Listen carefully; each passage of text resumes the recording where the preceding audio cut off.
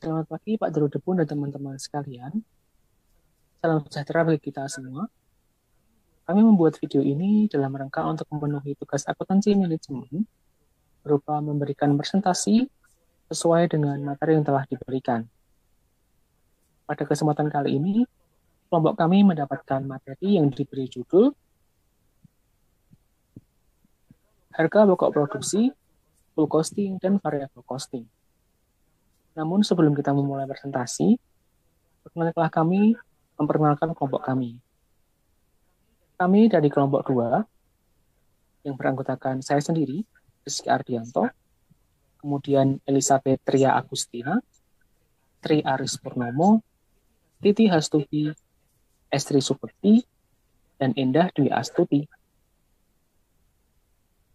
Baik teman-teman, sebelum kita masuk ke materi, saya akan memberikan pokok bahasan yang akan kita bahas pada presentasi hari ini.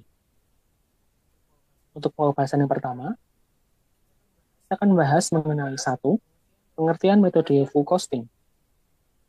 Kemudian yang kedua, perbedaan full costing dan variable costing. Yang ketiga, penentuan harga pokok produksi atau HPP dan laporan rugi laba. Kemudian, kita juga akan melakukan penerapan soal dan pembahasannya. Jadi teman-teman, ikutin materi ini dari awal sampai akhir supaya kalian mendapatkan ilmunya. So, langsung kita masuk ke materi.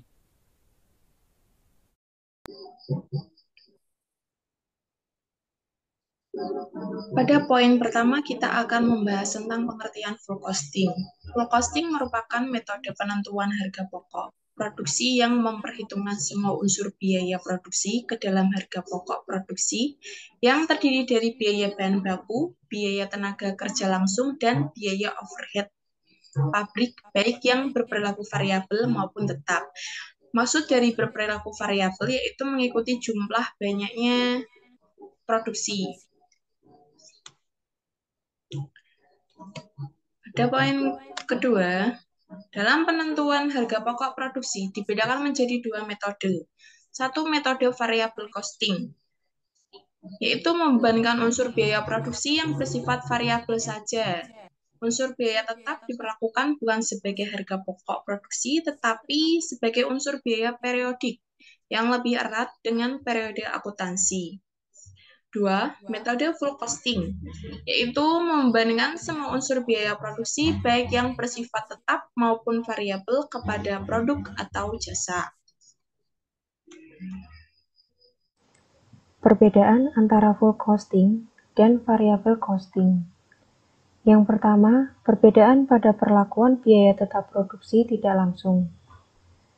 Dalam metode full costing, dimasukkan unsur biaya produksi karena masih berhubungan dengan pembuatan produk berdasar tarif atau budget, sehingga apabila produksi sesungguhnya berbeda dengan budgetnya, maka akan timbul kekurangan atau kelebihan pembebanan.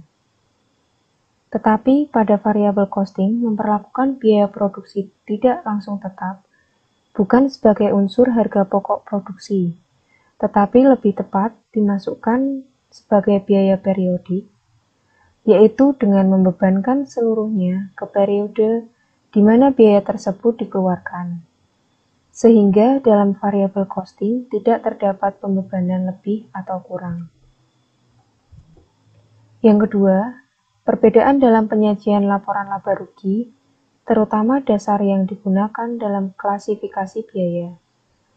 Pada metode full costing, biaya dikelompokkan berdasarkan fungsi pokok yang ada dalam perusahaan, yaitu fungsi produksi, fungsi pemasaran, dan fungsi administrasi dan umum. Sedangkan pada metode variable costing, biaya digolongkan berdasarkan perilakunya terhadap volume kegiatan perusahaan. Yang ketiga, pada perhitungan laba rugi metode full costing digunakan istilah laba kotor, yaitu kelebihan hasil penjualan dari harga pokok penjualan.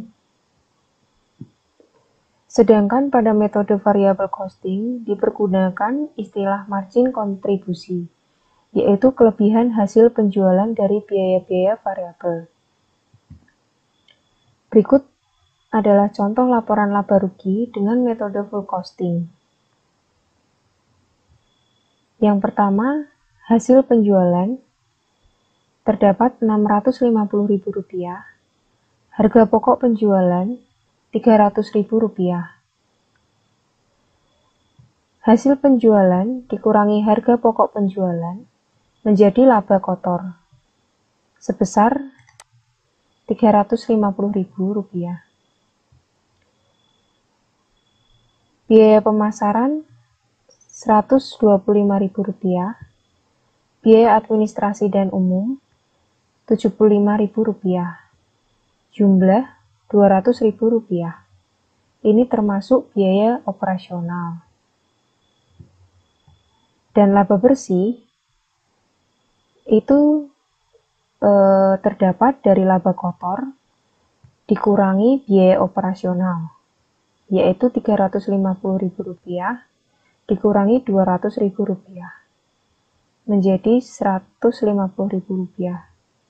Itu adalah hasil dari laba bersih. Teman-teman, aku S3 dari kelompok 2 akuntansi manajemen. Untuk kali ini aku dapat bagian full costing PS variable costing. Langsung aja ya. Kelebihan full costing dan variable costing. Full costing mampu menampilkan jumlah biaya overhead secara komprehensif karena memiliki dua jenis biaya di dalamnya, yakni biaya overhead tetap dan variabel. Metode ini bisa melakukan penundaan dalam beban biaya overhead saat produk belum laku dijual di pasaran. Variable costing sesuai untuk Anda yang hanya ingin merencanakan untuk memperoleh laba dalam kurun waktu yang singkat. Bisa digunakan untuk mengendalikan biaya karena variable costing akan membagi biaya tetap menjadi dua bagian, yakni discretionary fixed cost dan committed fixed cost. Bisa digunakan sebagai bahan rujukan dalam mengambil keputusan untuk melakukan order pesanan yang sifatnya memang khusus, terutama yang tidak memerlukan banyak pesanan seperti yang terdapat dalam metode full costing. Untuk selanjutnya, kelemahan full costing dan variable costing.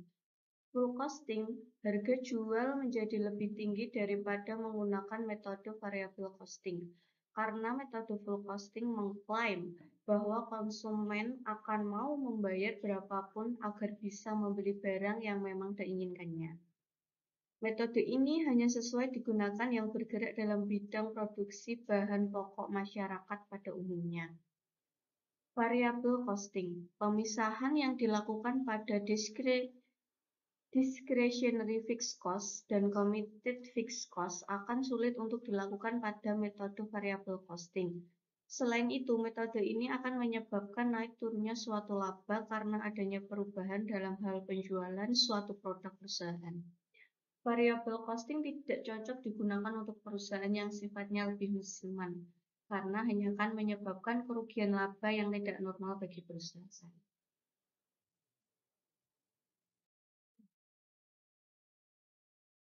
Dari kelemahan dan kelebihan full costing dan variable costing yang sudah dibahas tadi, ini lebih kesimpulan ya.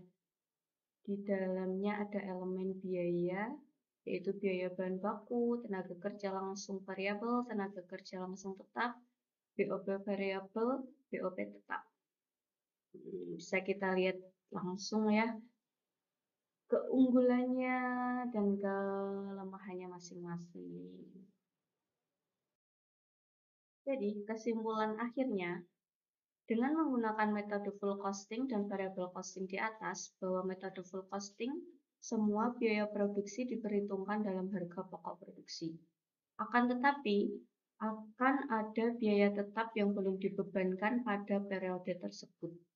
Jika ada produk yang belum laku terjual karena di dalam produk tersebut terdapat biaya overhead tetap yang melekat.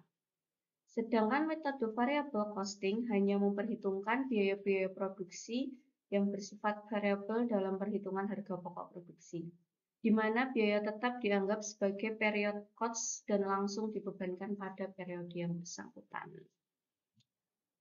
Jadi, di dalam full costing dan variable costing ini, mana yang lebih unggul itu tergantung kebutuhan masing-masing perusahaan ya. Cukup sekian, terima kasih. Dengan menggunakan metode full costing, maka biaya overhead pabrik, baik yang variabel maupun tetap, dibebankan kepada produk atas dasar tarif yang ditentukan di muka. Selisih BOP akan timbul apabila BOP yang dibebankan berbeda dengan BOP yang sesungguhnya. Jika semua produk yang diolah dalam periode tersebut belum laku terjual, maka pembebanan biaya overhead pabrik lebih atau kurang dan lain sebagainya digunakan untuk mengurangi atau menambah harga pokok yang masih dalam persediaan baik produk dalam proses maupun produk jadi. Catatan, pembebanan BOP lebih atau overhead factory overhead terjadi jika jumlah BOP yang dibebankan lebih besar dari BOP yang sesungguhnya terjadi. Pembebanan BOP kurang atau underflap factory overhead terjadi jika jumlah BOP yang dibedakan lebih kecil dari BOP yang sesungguhnya terjadi. Perbedaan antara harga pokok penuh dan harga pokok variabel, pada dasarnya perbedaan kedua metode tersebut terletak pada waktu. Perlakuan fixed overhead cost variable costing beranggapan bahwa fixed overhead cost dibebankan pada metode terjadinya, namun absorbing casting fixed overhead cost harus dibebankan dan dikurangkan dari pendapatan untuk setiap unit yang terjual. Oke teman-teman, untuk part berikutnya kita akan membahas mengenai harga pokok produksi full costing. Jadi teman-teman tahu nggak sih apa tujuan perusahaan untuk mencari harga pokok produksi? Jadi dengan mengetahui HPP atau harga pokok produksi, perusahaan bisa mengetahui besarnya biaya yang dikorbankan dalam hubungannya dengan pengolahan bahan baku menjadi barang jadi atau bahan yang siap untuk dijual kepada konsumen. Seperti itu. Dan untuk harga pokok produksi sendiri, komponennya untuk mencarinya, pertama-tama kita harus mengetahui biaya bahan baku atau biasa kita sebut BBB, kemudian juga biaya tenaga kerja langsung atau BTKL, kemudian biaya overhead pabrik tetap atau BOP tetap, dan biaya overhead pabrik variabel atau BOP variabel. Jadi keempat biaya ini akan kita tambahkan, semuanya kita total, sehingga akan diketahui harga pokok produksi atau HPP. Nah, untuk penyajian laporan keuangannya sendiri, untuk metode full costing, yang pertama kita harus lakukan adalah kita harus mengetahui hasil penjualannya. Setelah kita ketahui hasil penjualannya, kita akan menentukan harga pokok penjualannya atau HPP tadi. Jadi harga pokok produksi atau penjualan itu sama ya teman. Cuman untuk penjualan sendiri kita harus mengetahui persediaan awal dan persediaan akhirnya. sehingga akan diketahui harga pokok penjualan. Nah, seperti ini susunannya. Kita harus mengetahui dulu persediaan awalnya, kemudian biaya produksinya itu adalah seperti yang materi sebelumnya ini, yaitu biaya bahan baku, biaya tenaga kerja langsung, BOP variabel, dan BOP tetap. Semua itu ditotal sehingga menemukan biaya produksi. Nah, biaya produksi ini akan kita tambahkan dengan persediaan awal, sehingga ketahui nilai barang yang siap dijual. Nah, nantinya teman-teman, setelah kita mengetahui barang siap dijual dan persediaan akhir, kita akan kurangkan itu, sehingga kita akan menemukan harga pokok produksi. Kemudian, setelah kita menemukan HPP ini nanti akan dikurangkan dengan hasil penjualannya, dan akan diketahui laba kotor. Selain itu kan di tiap proses produksi itu kan kita juga ada biaya yang dikeluarkan ya, selain biaya produksi yang tadi. Biaya di luar produksi seperti biaya administrasi dan penjualan, ada dua juga yaitu teman-teman, ada variabel dan tetap. Yaitu kita tambahkan, kita akan mengurangkan lagi dengan laba kotor yang telah kita ketahui dari hasil penjualan dikurangi HPP tadi teman-teman. Sehingga akan diketahui laba bersih sebelum pajak, biasanya seperti itu. Baik teman-teman, part ini seharusnya adalah bagian dari teman kelompok kami, Trik Aris Purnomo. Namun karena yang bersangkutan tidak mengumpulkan sampai tanggal deadline, untuk part beliau akan saya ganti dengan voice over. Pada part ini, kita akan melakukan pembahasan soal ya teman-teman. Pada tahun 2019, PT Laba memproduksi 1.000 unit batako. Biaya produksi yang dikeluarkan selama tahun 2019 adalah sebagai berikut.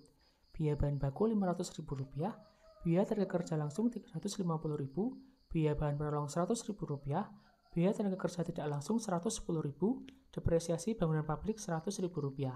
Data yang diperoleh selama tahun 2019 adalah harga jual Rp2.000 per unit, produk terjual sebanyak 900 unit, persediaan awal Rp100.000 menggunakan full costing, dan Rp90.000 metode variable costing. Persediaan akhir Rp232.000 metode full costing, dan Rp212.000 metode variable costing.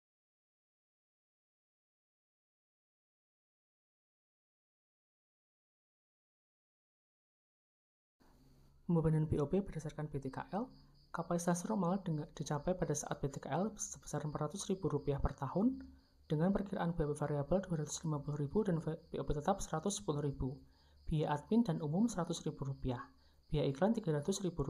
Diminta menggunakan metode full costing, hitunglah tarif BOP per unit dan jumlah BOP yang dibebankan, laporan laba rugi, income statement, dan menggunakan metode variable costing.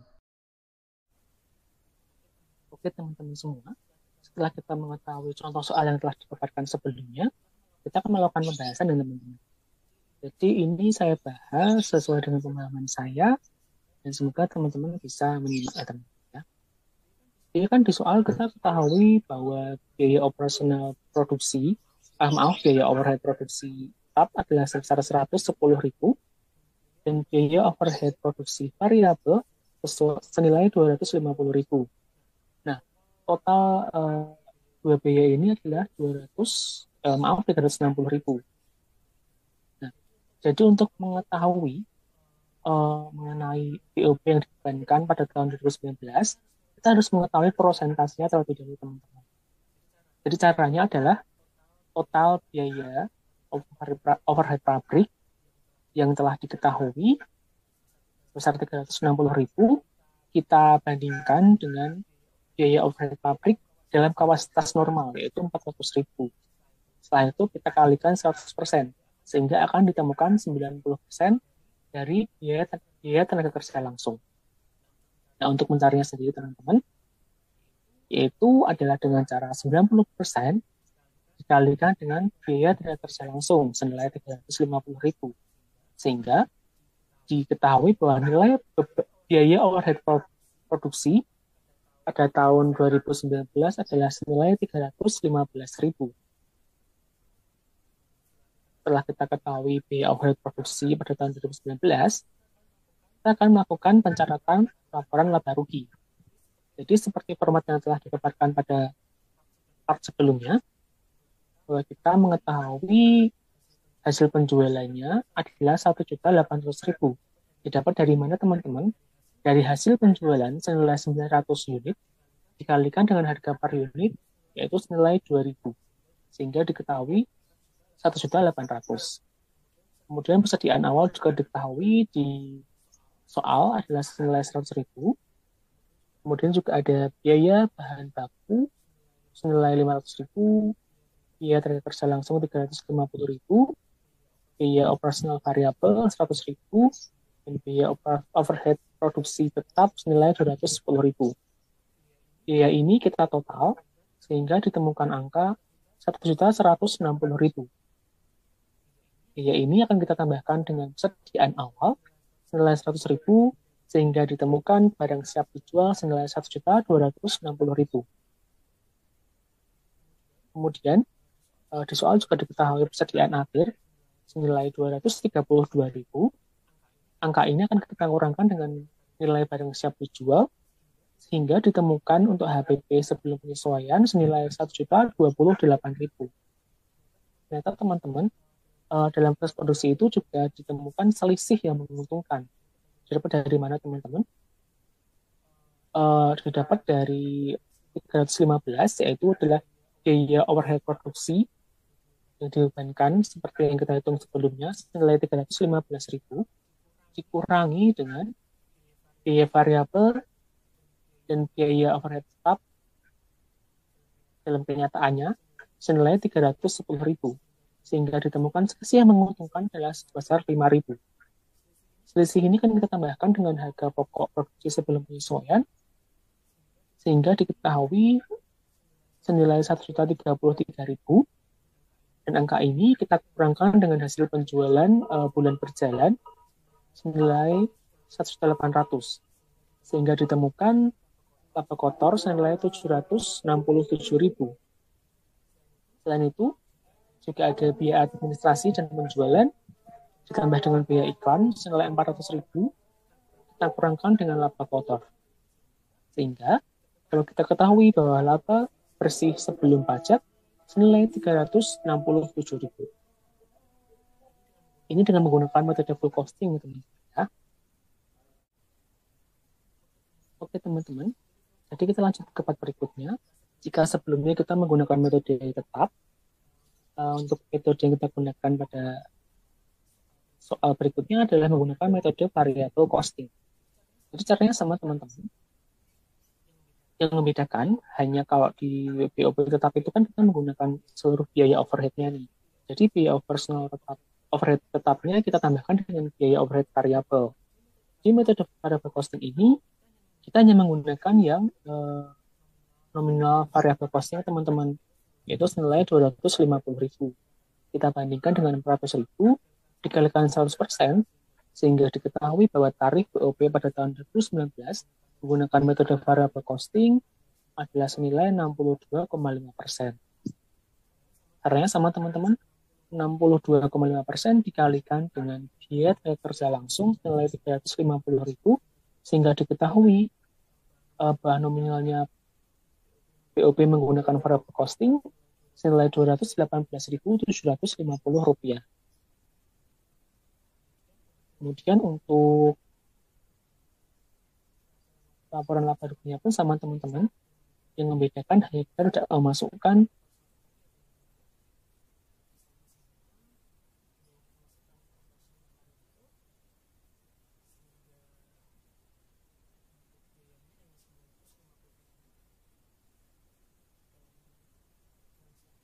jualnya senilai 150.000 dikurangkan dengan persediaan akhir sehingga ditemukan HPP sebelum penyesuaian senilai 818.000. Ditambahkan dengan selisih menguntungkan teman-teman.